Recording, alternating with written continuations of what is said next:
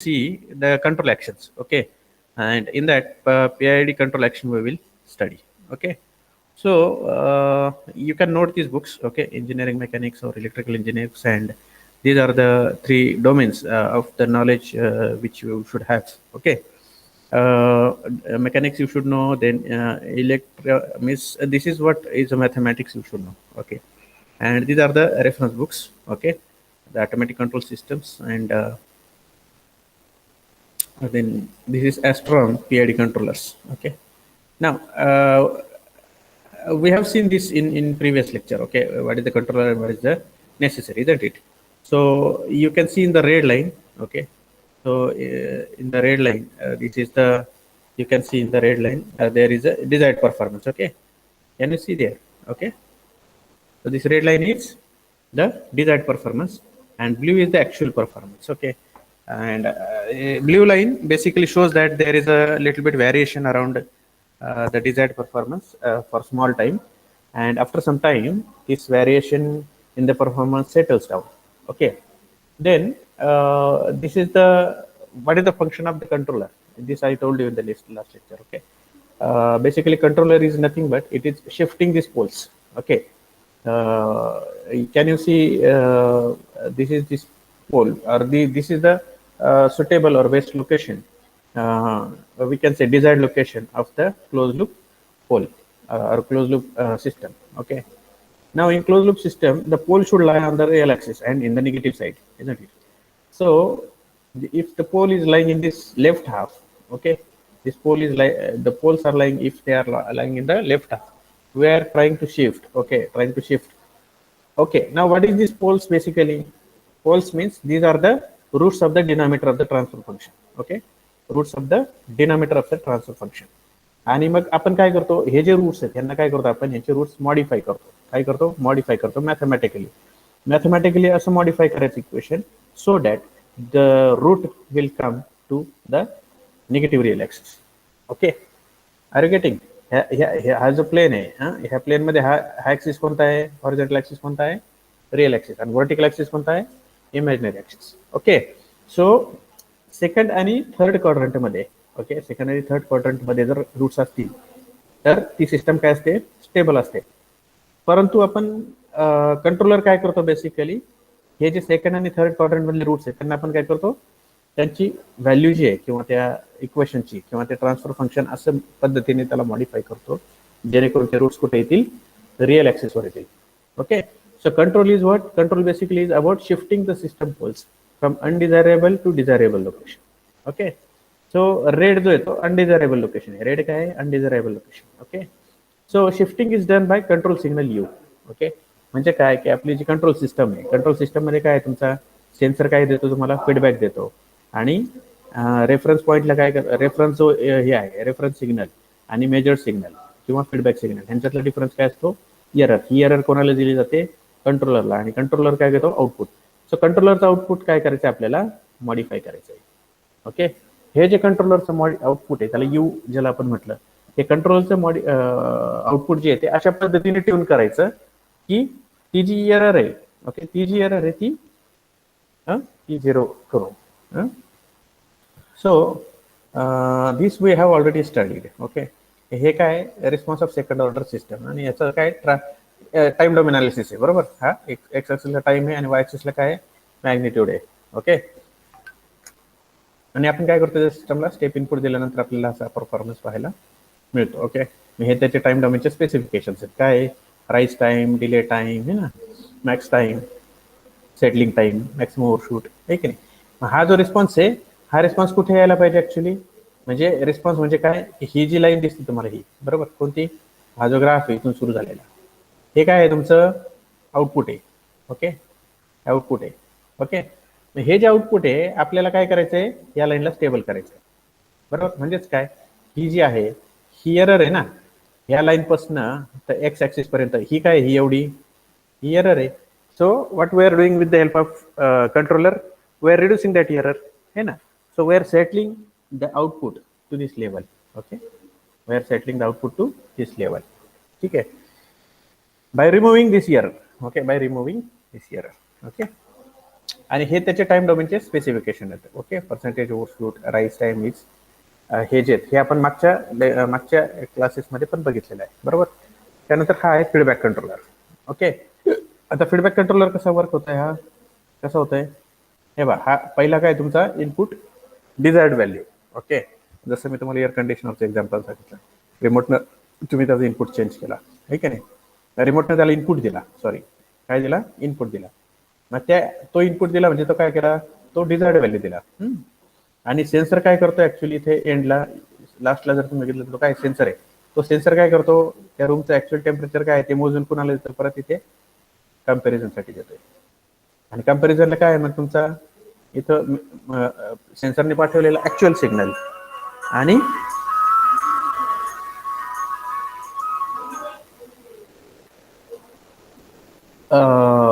सेन्सरने पाठवलेला काय आहे तुमचा ऍक्च्युअल सिग्नल, आणि इथे अजून एक कुठला सिग्नल येतोय, desired signal. Okay, so desired आणि ऍक्च्युअल. ओके, डिझायर्ड मधला आणि ऍक्च्युअल मधला डिफरन्स काय असतो, एरर. ओके, तर हा जो एरर आहे हा कुणाला दिला जातो, कंट्रोलरला दिला जातो. आणि मग कंट्रोलर त्याचा आउटपुट जनरेट करतो. ओके, आणि जे आउटपुट कंट्रोलरचं जे आउटपुट आलेलं आहे त्याला काय म्हणायचं, कंट्रोल सिग्नल. आणि हा कंट्रोल सिग्नल अशा पद्धतीने आपल्याला दिला जातो जेणेकरून हा ऍक्च्युअल मेजर्ड सिग्नल आणि डिझायर्ड सिग्नल ह्या दोघातला डिफरन्स काय होतो, झिरो किंवा झिरो करण्याचा प्रयत्न केला जातो. ओके, आणि इथे एक डिस्टर्बन्स नावाची टर्म आहे. ओके, डिस्टर्बन्स काय असतो तुमचा, एक्सटर्नल असतो. डिस्टर्बन्स काय असतो, एक्सटर्नल. जसं मी तुम्हाला म्हणजे समजा आता एसी चालू आहे, बरोबर ना. आता एसीने तुम्ही 22चं हे दिलं, तुम्ही त्याला काय दिला, टेम्परेचर दिला, आहे की नाही. परंतु मग तुम्ही दरवाजा उघडला, आहे की नाही. दरवाजा उघडल्यानंतर काय झालं, दरवाजा उघडल्यानंतर काय झालं सांगा, डिस्टर्बन्स झाला ना. म्हणजे जे काय तुमचा हा आहे काय आउटपुट आहे, ओके, तुमचा जो काय आउटपुट आहे तो काय झाला, काय झाला आउटपुट, काय झाला,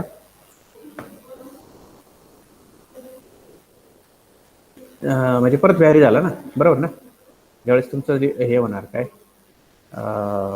एखादा तुम्ही दरवाजा उघडला, आहे की नाही. जसं मी सांगितलं एअर कंडिशनरला तुम्ही काय 22चं टेम्परेचर सेट केलं, ठीक आहे नाही. आणि हे सेट केल्यानंतर मग ती प्रोसेस काय झाली, कंट्रोल झाली. काय झाली, कंट्रोल झाली. म्हणजे ऍक्च्युअल सिग्नल काय, रूम मधला जो ऍक्च्युअल सिग्नल आहे ना, तो सेन्सरनं मेजर केला आणि मग तो काय केला, कंट्रोल केला आपण. काय की डिझायर्ड व्हॅल्यू किती आहे, 25 किंवा सॉरी 22 आहे, आणि मग ऍक्च्युअल व्हॅल्यू काहीतरी दुसरी आहे किंवा जास्त आहे ना. मग तो त्या पद्धतीने त्याचा कुलिंग इफेक्ट काय, कंट्रोलर काय करणार, कंट्रोल सिग्नल अशा पद्धतीने पाठवणार की जो कंट्रोल प्लांट इथं लिहिलेला आहे तिथे काय तुमचा एसी आहे. मग एसी मधलं रेफ्रिजरेशन सायकलचा जो पॅरामीटर आहे, मे बी रेफ्रिजरेशनचं तुमचं काय कुलंट सायकल असेल किंवा कुलंट स्पीड असेल किंवा कुलंट फ्लो रेट असेल, ह्या सगळ्या नवीन चेंज करण्यासाठी जे काही तुम्हाला पॅरामीटर चेंज करायचे त्याच्या रिलेटेड कंट्रोल सिग्नल तो कंट्रोलर पाठवणार. आणि मग कंट्रोल प्लांटमध्ये ती ऍक्शन घडणार. ती घडली की मग हळूहळू टेम्परेचर कुठे येणार, 22वर येणार. आणि मग सिस्टम तुमची काय होणार, 22 डिग्रीला सेट होणार. म्हणजे काय होणार, 22 डिग्री सेंटीग्रेड टेम्परेचर त्या रूमचं मेंटेन ठेवण्यासाठी जे काही प्लांटचे पॅरामीटर आहे ते पॅरामीटर कॉन्स्टंट केले जाणार किंवा ते पॅरामीटर सेट केले जाणार किंवा ते पॅरामीटर त्या पद्धतीने मॉडिफाय केले जाणार, बरोबर. ही झाली तुमची स्टेबल सिस्टम झाली, बरोबर.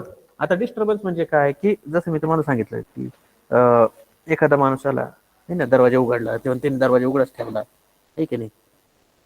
एकच मिनिट, त्याने काय केलं, दरवाजा उघडा ठेवला. मग काय झालं, इफेक्ट आहे तो काय झाला, डिस्टर्ब झाला. म्हणजे आतला जो कुलिंग इफेक्ट आहे तो लॉस झाला. आणि मग त्याच्यामुळे काय होईल, आतलं टेम्परेचर पुन्हा 22 वरून 24-25 वर जाणार. तर ह्या घटनेला काय म्हणायचं, डिस्टर्बन्स. ओके, सो हा डिस्टर्बन्स काय असतो, एक्सटर्नल असतो किंवा अननोन असतो, ठीक आहे. आपल्याला माहित नाही कोण माणूस येईल, कधी दरवाजा उघडा ठेवेल, ठीक आहे. ठीक आहे, सो हा डिस्टर्बन्स सुद्धा इथे ऍक्ट होतो आणि त्याच्यामुळे सुद्धा ऍक्च्युअल आउटपुट काय होतं, अफेक्ट होतं, बरोबर. आउटपुट काय होतं, अफेक्ट होतं. So these are the parameters, okay, and this is the feedback controller. Okay, so feedback controller generates the control signal for the external disturbance based on the input signal it receives. Okay, okay, the input signal is error, difference between the measured and actual value or desired value or set point. Desired व्हॅल्यूला काय म्हणतो, set point सुद्धा म्हटलं जातं. Okay, feedback counter disturbance as well as variation in the process. Then whether system is controllable or not, that is also important. Okay, let us go to this. Now this is the PID controller. Okay, now this is the diagram of PID controller. What this PID controller is, this is the input as it is. Okay, this is the summing point where the input and the measured value. Okay, so desired and measured value is taken the difference here. Okay, difference is taken at this particular point. Okay, and output is nothing but error. Error is what? The difference between input and desired. So that is, we can say, desired value and actual value, or input and feedback. Okay, input and feedback difference is error, or desired value and actual value difference is error. Okay, that is given to PID control. Okay, this is the controller. Okay, basically PID is the action. Okay, and it is called as PID controller. Okay, so here basically this is the controller part. Okay, this is the controller. Okay, now don't think it is about the physical controller. Okay, it is the control action basically which we are writing in the program. Okay, then PID controller has its output, and that is U, and that output is given to plant. Plant basically adjust its parameters with the help of actuators. Okay, with the help of actuators the parameters will be adjusted so that the output of the plant will come to the desired value. Okay, so what do you understand with this PID? PID stands, okay, in this particular PID, P stands for proportional, I stand for integral, and D stands for derivative.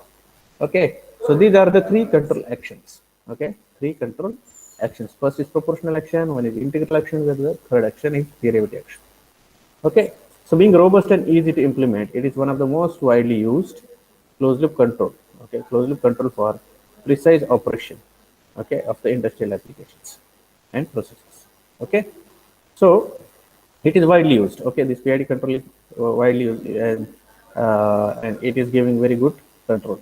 Okay, now proportional control basically it is, its output is given as UT is equal to UP, or we can say this is the proportional output, proportional controller output, that is UP of T, and it is given as Kp into E plus offset. Okay, now what this Kp is? Kp is gain, and E is error. Okay, E is what? Error. Okay, so whatever is the proportional gain, okay, that is multiplied by error and plus offset is the output of this controller. Okay, so in proportional control, the control signal U is directly proportional to the error. Okay, so how this particular signal, this equation is generated?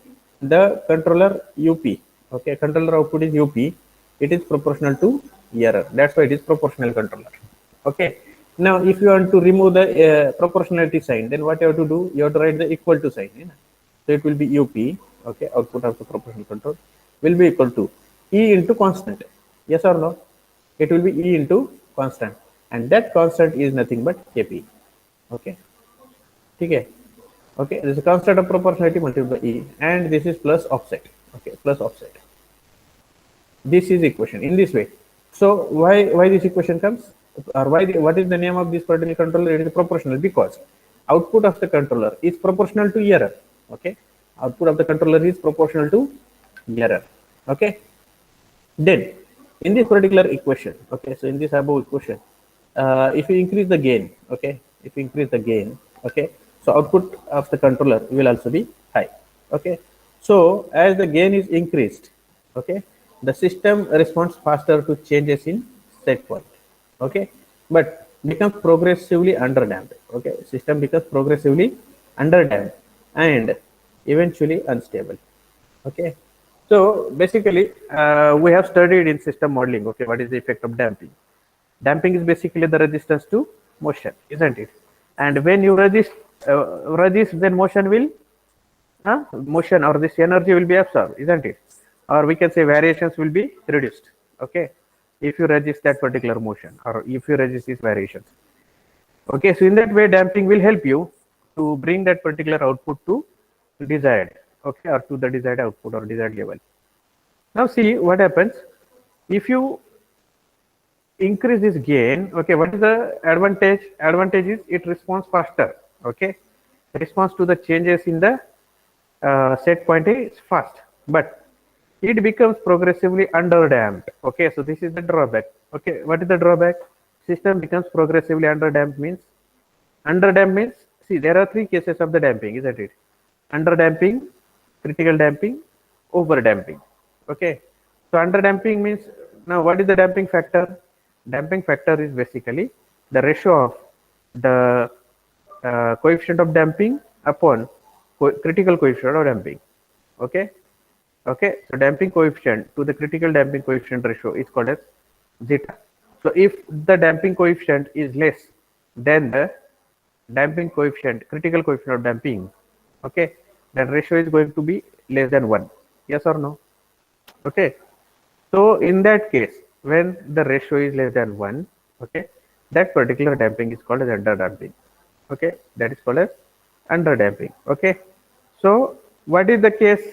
How much you can reduce the, see, numerator? What is the damping factor? C upon Cc. So how much how much numerator you can decrease?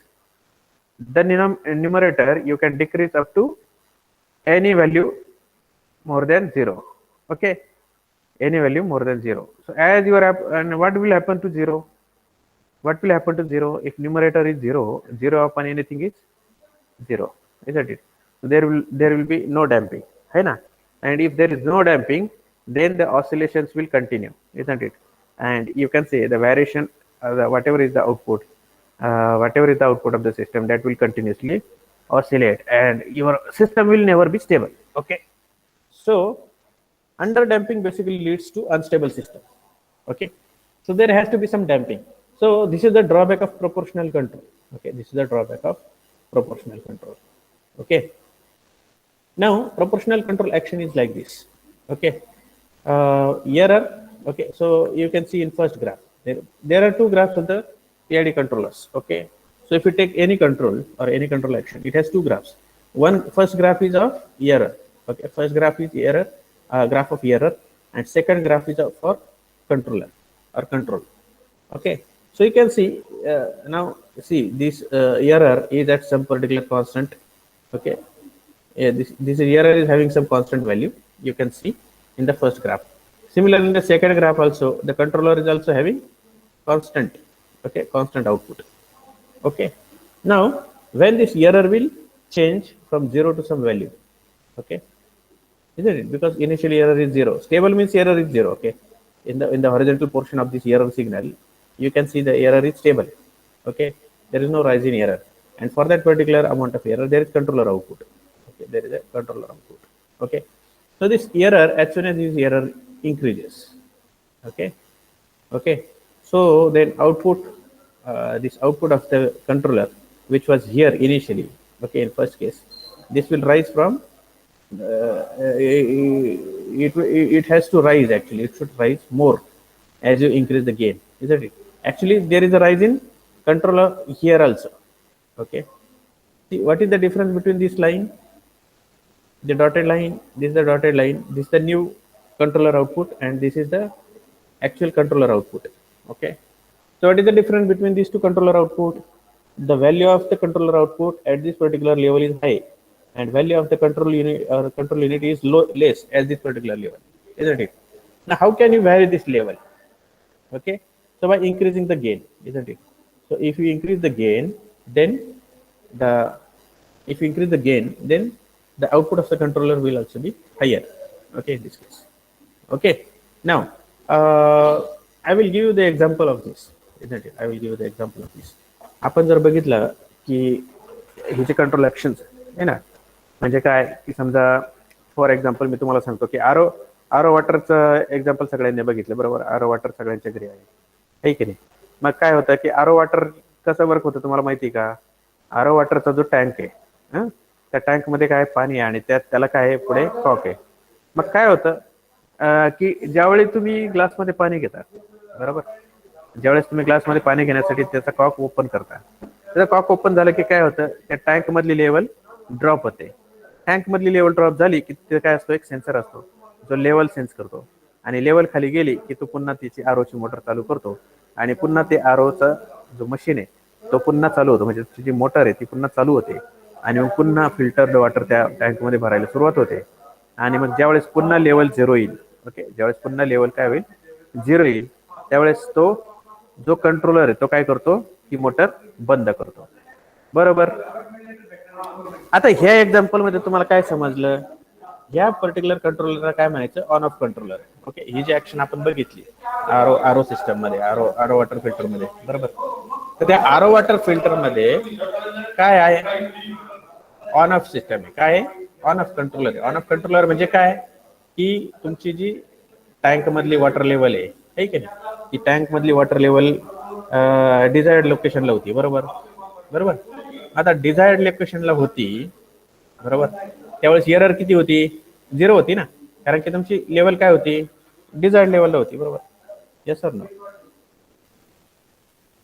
Okay, तो suppose हा water level tank आहे ना, आणि इथे तुमची water level आहे आणि ते ज्यावेळेस तुम्ही कॉकनं पाणी घ्यायच्या अगोदर, कॉकनं पाणी घ्यायच्या अगोदर ही जी लेवल आहे ही कुठं असली पाहिजे, इथे असली पाहिजे, बरोबर. आणि मग इथे काय आहे, तुमची डिझायर्ड लेवल आहे, म्हणजे इथं जर डिझायर्ड लेवलला जर लेवल असेल तर इथे एरर किती झाला रे, 0 झाला, बरोबर.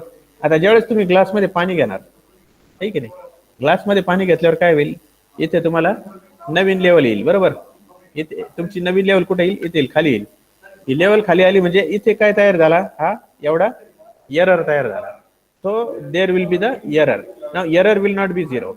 Okay, so from level 0 to this level, okay, whatever is the difference, that particular difference is this error. Okay, ही जी आहे, इथून ही जी आहे ना, तर हा जो एरर सिग्नल आहे, हा एरर सिग्नल काय आहे, पाणी घेण्या, दिस इज म्हणजे हा कोणता आहे तुमचा, पाणी घेण्यापूर्वीची लेवल आहे कोणती, खालची, आणि वरची जी आहे ती कोणती आहे, पाणी घेतल्यानंतरची लेवल आहे.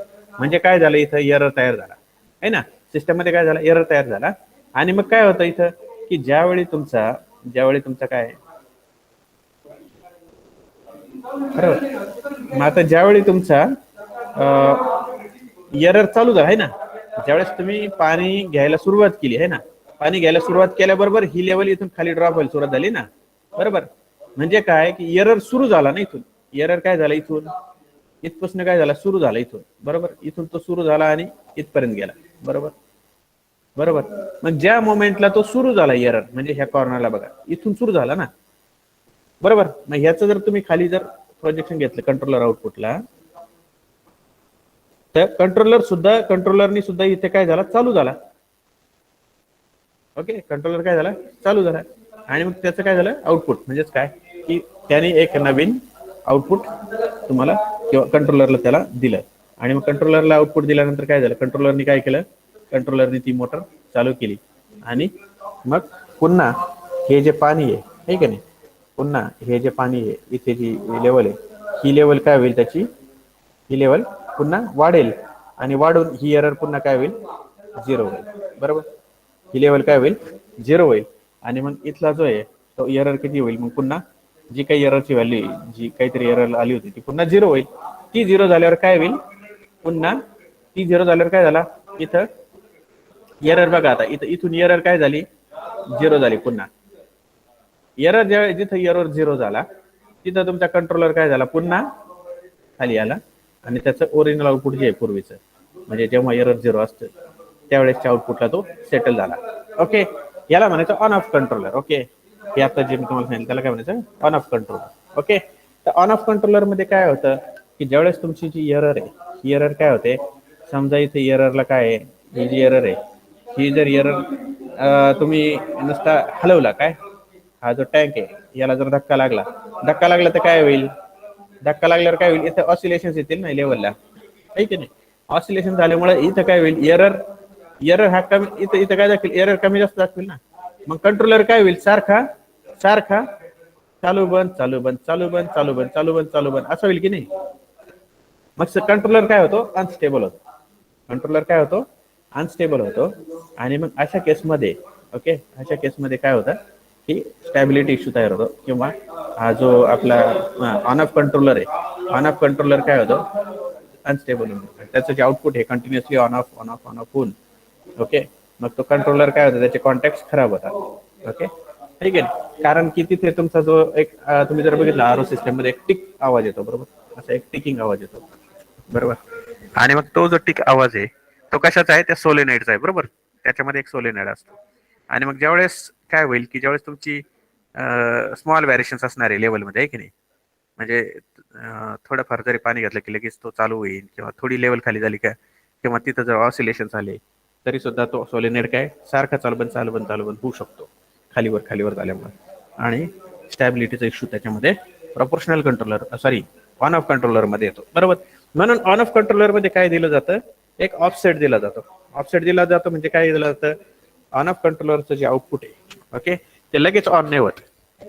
काय ऑन ऑफ कंट्रोलरचा आउटपुट हे काय लगेच ऑन नाही होत, तो त्याचा जो ग्राफ आहे कंट्रोलरचा, त्या कंट्रोलरचा काय एरर ज्यावेळेस 1 होतो, त्याच्या थोड्या वेळाने काय होतं, त्याचा हा जो एरर सिग्नल आहे की नाही, तर एरर सिग्नल आहे, तर ऑन ऑफ कंट्रोल कसा वर्क होतो, जेव्हा एरर वाढतो त्यावेळेस तो 1 होतो आउटपुट, आणि 1च राहतो.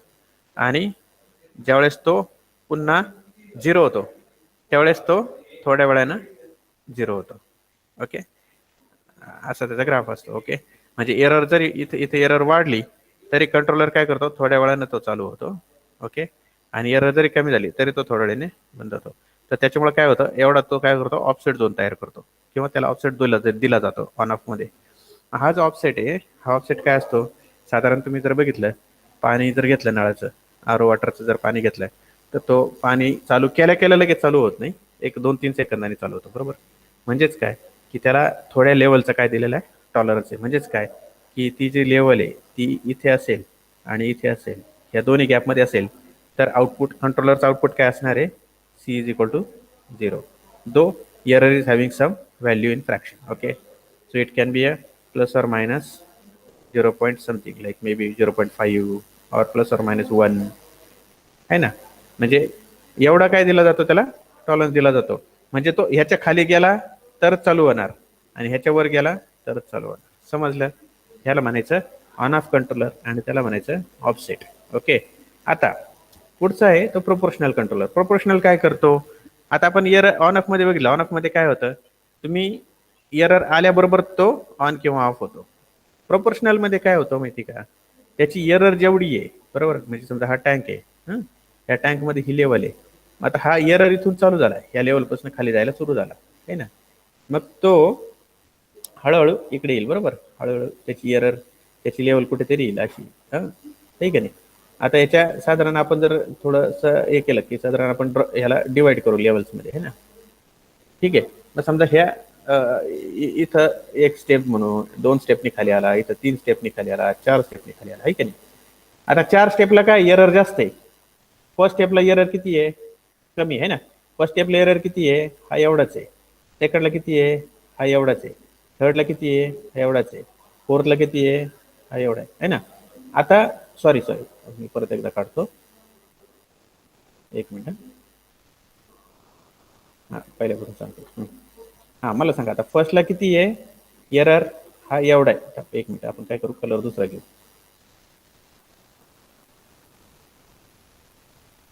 Blue colour. हां, आता मला सांगा फर्स्टला किती एरर, हा एवढा आहे. सेकंडला किती आहे, इथपासून एवढा आहे. थर्डला किती आहे, इथपासून एवढा आहे एरर. फोर्थला किती आहे, इथपासून एवढा आहे ना. मग आता मला सांगा ह्या चारही केसमध्ये चारही ज्या लेवल्स आहेत, चारही लेवलमध्ये एररची व्हॅल्यू किती आहे, वेगवेगळी आहे ना. प्रोपोर्शनल कंट्रोलर काय सांगतो की जेवढ्या प्रमाणात एरर तेवढ्या प्रमाणात कंट्रोलर आउटपुट देणार, म्हणजे प्रोपोर्शनेट देणार, बरोबर, प्रोपोर्शनेट देणार, बरोबर. आता याचं उदाहरण मी तुम्हाला सांगतो. आपला फ्लश टँक असतो की नाही, फ्लश टँक जर तुम्ही बघितला इथे, फ्लश टँकला काय असतो, त्याच्यामध्ये आपलं जे इंग्लिश कमोड असतात बघा, त्याच्या पाठीमागे एक फ्लश टँक दिलेला असतो. त्याचं जर तुम्ही मागं त्याचं झाकण जर ओपन करून बघितलं तर तो कसा वर्क होतो, तिथे एक काय असतो, एक फ्लोट असतो. आणि हा जो फ्लोट आहे हा कशाला कनेक्टेड असतो, इथे एक व्हॉल्व असतो, या व्हॉल्वला कनेक्टेड असतो, ह्या वॉलला. ज्यावेळेस तुम्ही हे पाणी जे आहे ना हे ड्रेन करता खाली, आहे ना, तर ड्रेन केल्यानंतर ही वॉटरची लेवल जी आहे ही कुठे येते माहिती का, पूर्ण इथपासून, आहे ना, पहिल्यांदा इथं स्लोली तो म्हणजे अशा लेवल येतात त्याच्यावर.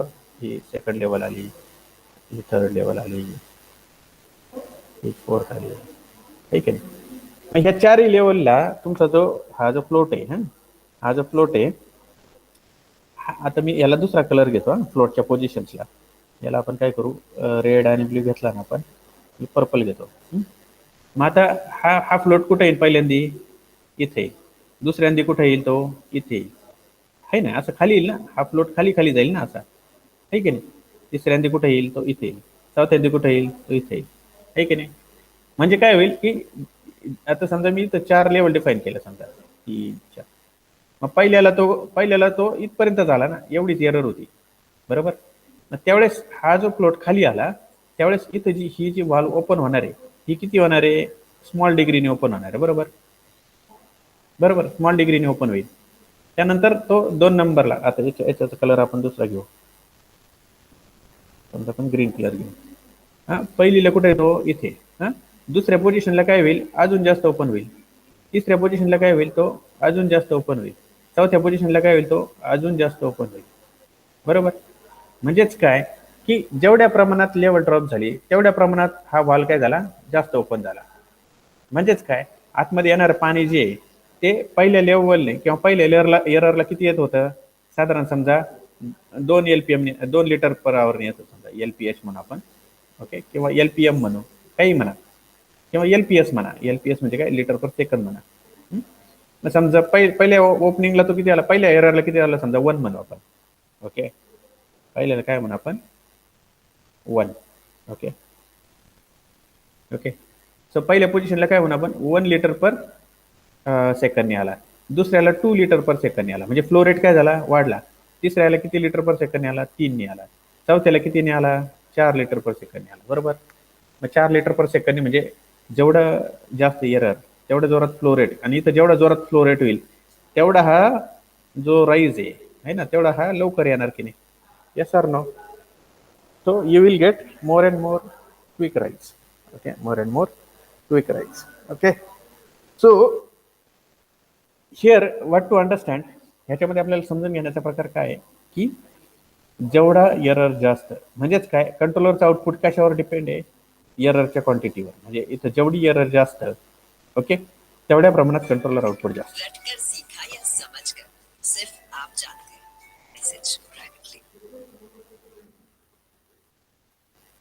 ओके. तो कशावर काही चालू आहे का, मध्येच काही आवाज आला. ओके, समजलं. प्रोपोर्शनल कंट्रोलर समजला. ओके.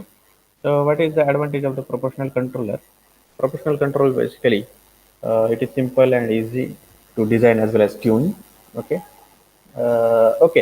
हां, ऑफसेट नावाचा एक प्रकार तुम्हाला सांगायचा आहे. याच्यामध्ये ऑफसेट काय प्रकार आहे, ऑफसेट प्रकार असा आहे की उदाहरण, मागाचं उदाहरण पुन्हा सांगतो मी तुम्हाला.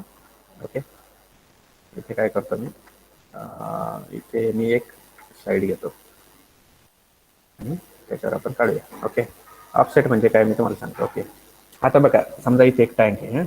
हा काय आहे, टँक आहे. ह्याला काय आहे, आउटलेट आहे. आणि ह्याला इथे काय आहे, एक इनलेट आहे. ठीक आहे. आता काय आहे, इथे एक लेवल आहे, बरोबर. ओके, आता ही जी लेवल आहे ना, ही लेवल मी खोडतो आणि तुम्ही काय करतो, दुसरा कलर घेऊ आपण, ग्रीन कलर. ही त्याची डिझायर्ड लेवल आहे, बरोबर. ज्यावेळेस इथून पाणी याच्यात पडतंय, बरोबर, ठीक आहे. ह्याला काय म्हणायचं, इनफ्लो. ओके, ह्याला काय म्हणायचं, इनफ्लो. आणि इथून काय झालं, त्याचा आउटफ्लो झाला, आउटफ्लो. आता ज्यावेळेस तुम्ही इथला नळ चालू करणार, कोणता, आउटफ्लोचा नळ चालू करणार, मग त्यावेळेस काय होणार सांगा बरं मला. समजा इनफ्लोचा रेट, इनफ्लो जो आहे, इनफ्लो बंद आहे, सध्या इनफ्लो बंद आहे. ओके. ओके, इनफ्लो बंद आहे. आउटफ्लो चालू केला. आउटफ्लो चालू केला म्हणजे काय, इथनं तुम्ही काय घेतलं, पाणी बाहेर काढलं, बरोबर. इथून पाणी बाहेर काढलं. मग ही लेवल काय होणार आहे तुमची, ही लेवल काय होणार, ड्रॉप होणार, आहे की नाही. ही लेवल काय होणार, ड्रॉप होणार. ओके, अशी. मग ही जी ड्रॉप होती लेवल, ही तर काय तयार व्हायला लागला एरर ना, ही काय तुमची डिझायर्ड लेवल आहे. ओके. ओके, ही काय तुमची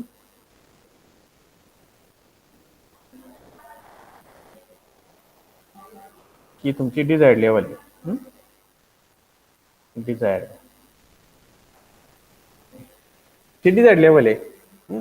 आणि ही खाली आली म्हणजे काय झाली, इथं काय तयार झाली, एरर. ओके, हा काय झाला, एरर. मग एरर मुळे काय होणार, proportional controller it will open this valve. Okay, it will open this valve. Okay, now how much it will open, it will open as per the quantity of the error. Okay, error quantity जशी वाढणार तस तसा हा flow rate काय होणार, हा flow rate काय होणार, क्यू ची व्हॅल्यू जी आहे ती क्यू समजा 1 लिटरनी फ्लो होत असेल सुरुवातीला एरर चालू झाल्याबरोबर, पण आता हा आउटफ्लोची व्हॅल्यू जास्त आहे. हा आउटफ्लो समजा कितीनी समजा 5 लिटर पर सेकंड काढला तुम्ही, है ना, याचा नळ जास्त ओपन केला तुम्ही आणि त्याचा फ्लो रेट किती आहे, 5 लिटर पर सेकंड. आणि इकडे किती आहे, एरर मुळे 1 लिटर पर सेकंड आहे ना. एरर सुरुवातीला छोटा होता म्हणून तो 1 लिटर परनी चालू झाला, पण आउटफ्लो किती आहे, 5 ने. मग काय होईल, 5 लिटर वजा 1 लिटरचा डिफरन्स काय आहे, 4. म्हणजे हा जो आउटफ्लो आहे हा 4 लिटर पर सेकंड जास्त असणार आहे.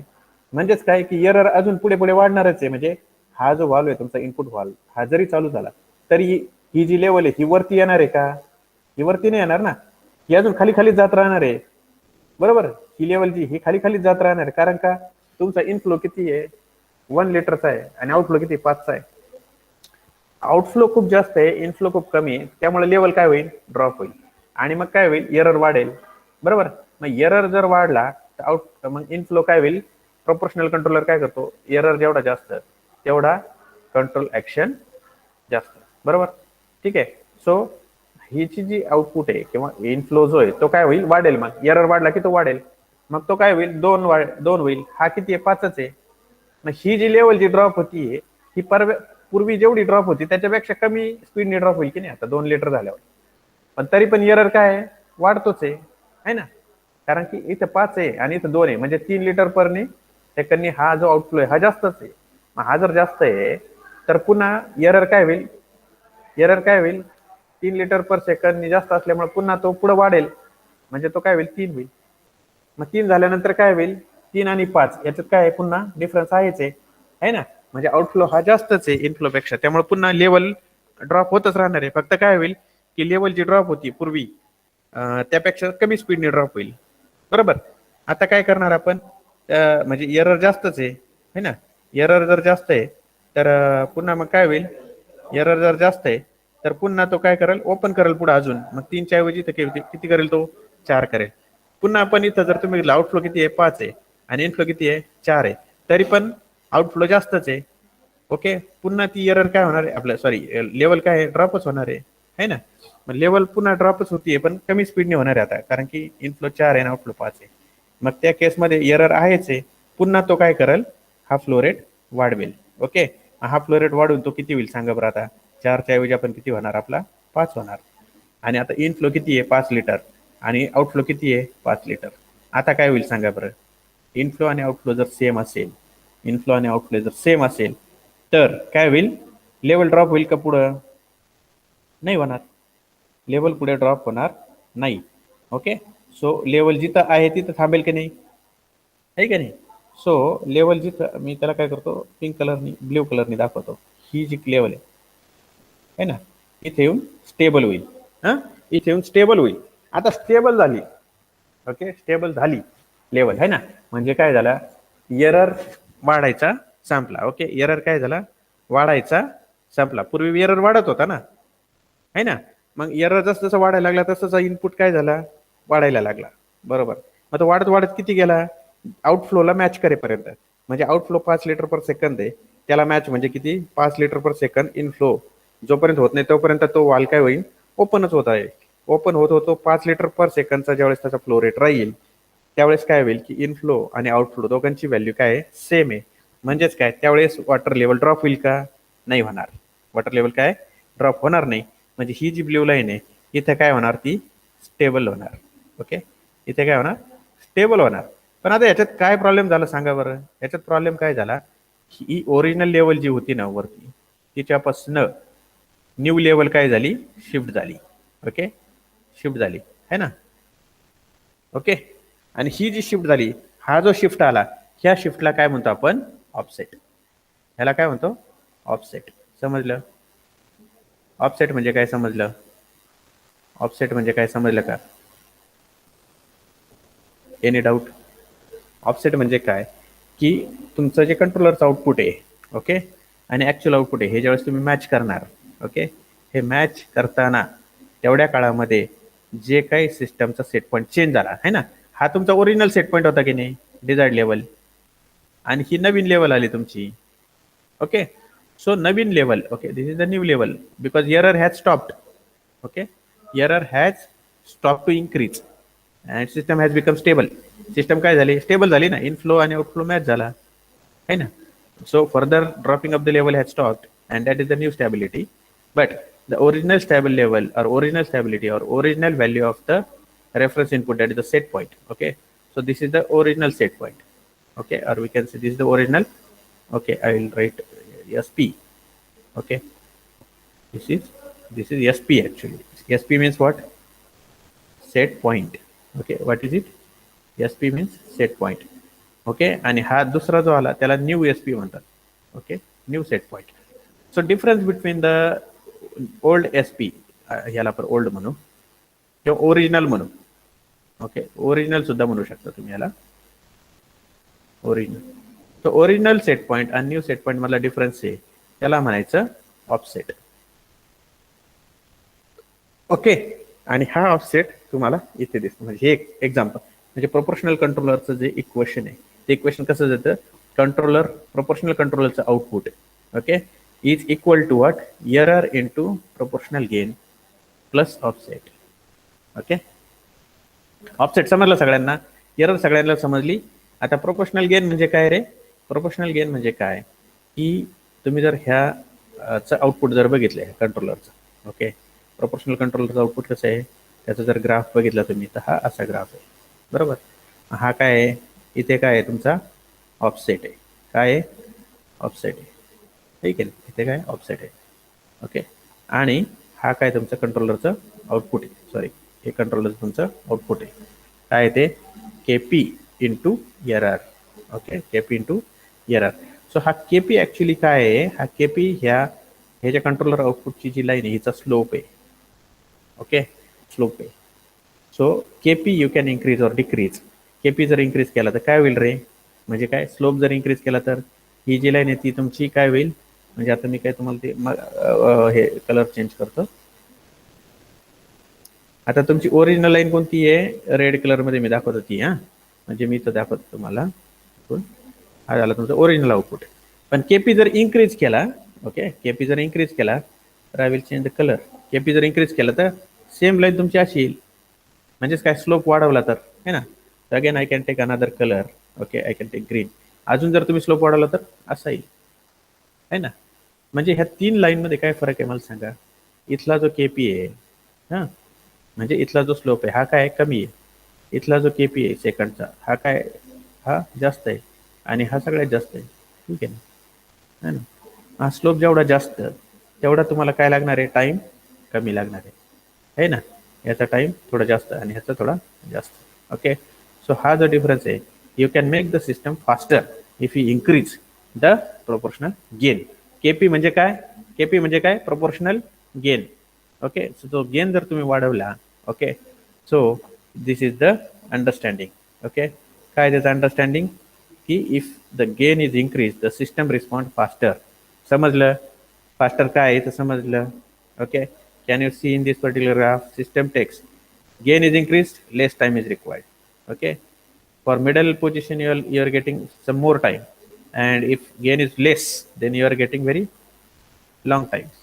Okay, so in this way you can make the system fast or slow. Okay, the controller action can be made as fast as slow.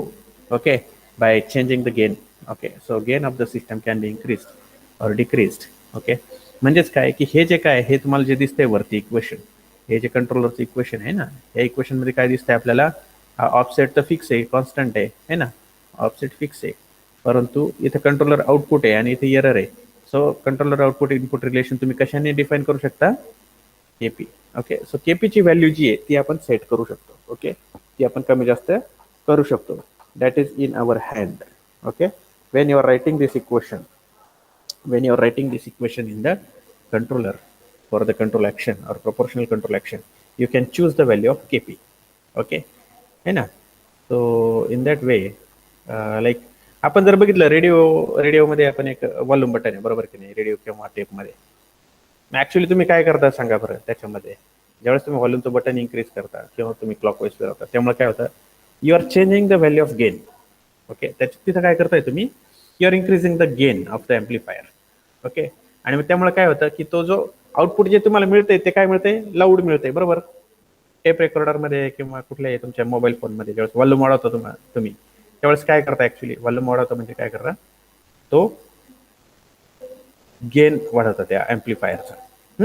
ॲम्प्लिफायरचा gain वाढवला की ॲम्प्लिफायरचं आउटपुट काय आहे, वाढतं. म्हणजे तुम्ही त्या केसमध्ये बघा, जो स्पीकर आहे म्हणजे कोण, बोलणारा व्यक्ती जो आहे की नाही, आहे ना, बोलणारा व्यक्ती जो आहे त्याच्या हातात माईक आहे बरोबर, त्याच्या हातात काय आहे, माईक आहे.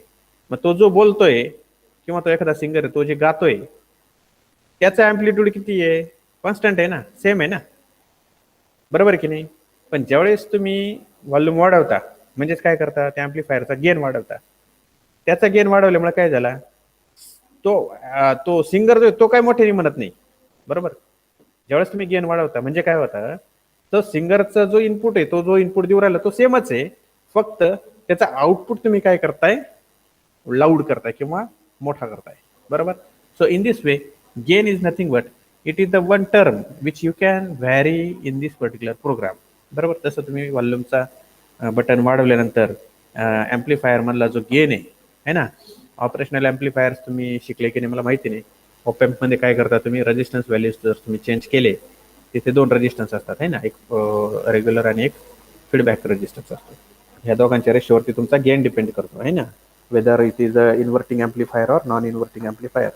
परंतु त्याच्यामध्ये एक गेन नावाचा प्रकार असतो. गेन काय करतो, तो तुमच्या इनपुटला मॉडिफाय करतो, म्हणजे त्या इनपुटला काय करतो, इन्क्रीज करतो. म्हणून तर त्याला आपण काय म्हणतो, ॲम्प्लिफायर म्हणतो बरोबर. आणि मग त्याची जी इनपुट व्हॅल्यू आहे त्याला आपण काय करतो, इन्क्रीज करतो, ठीक आहे. आणि आउटपुट तुम्हाला काय होतो, you are getting more output, okay, in the amplifier. Similarly in the proportional control, if you increase this particular kp, okay, then its response becomes faster. Okay, so this is the proportional controller.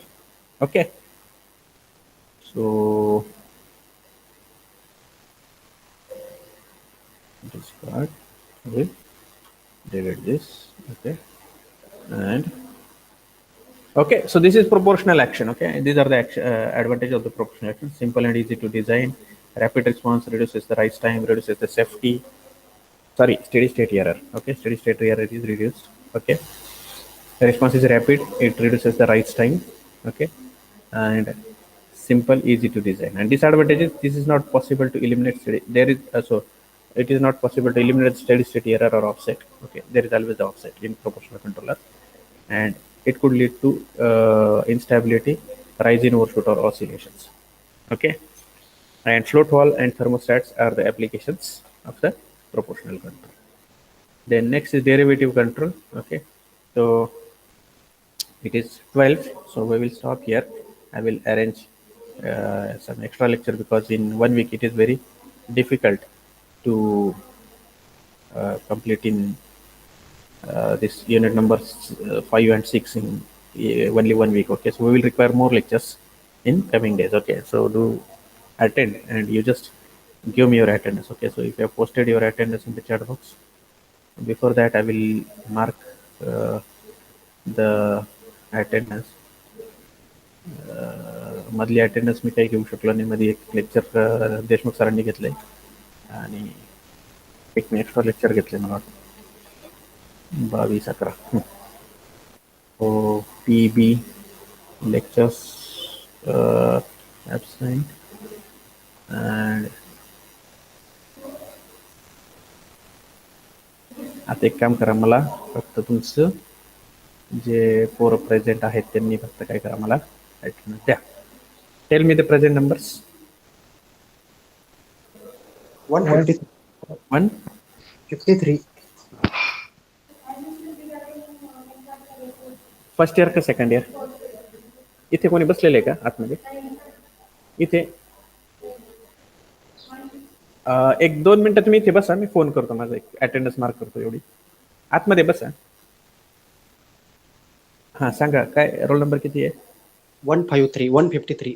एक minute. 153 is present. पुढं 175. 175 निकिता. अजून 189. 189 शीतल. हां अजून 172.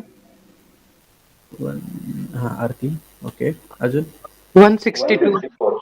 162 सुजित. हां अजून 174. 174 ना गणेश. हां अजून कोणी? 71. 171 सौरभ. ओके.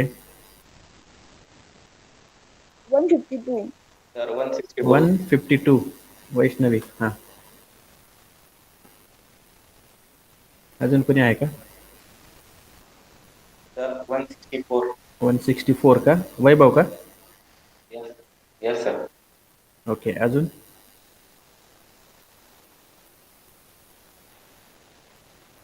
ओके एकच मिनिट.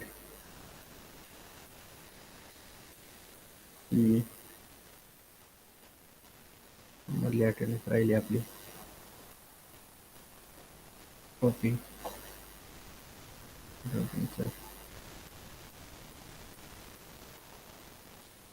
तरी काय 22/11.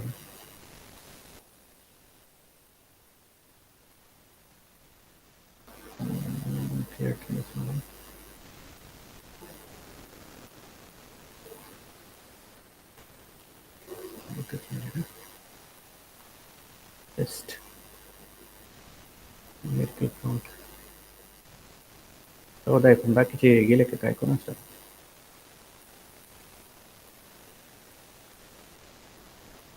एकशे 75, 190,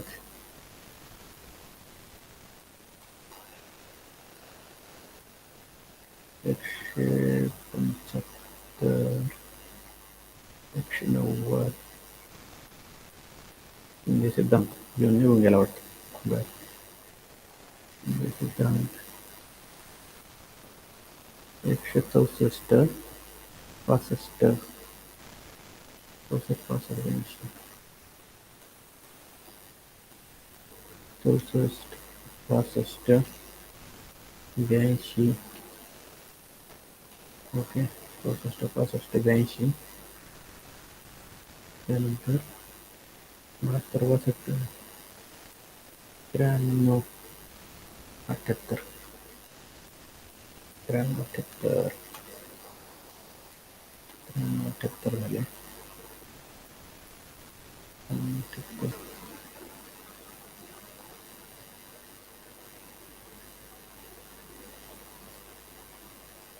53, 74, 52, 89, 53, 74, 89, 92, 92 का 89, 52 आहे नाही का? 52 आहे का? ओके. सो ठीक.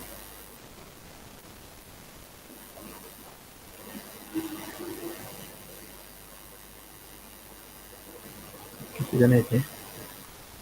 14. ओके.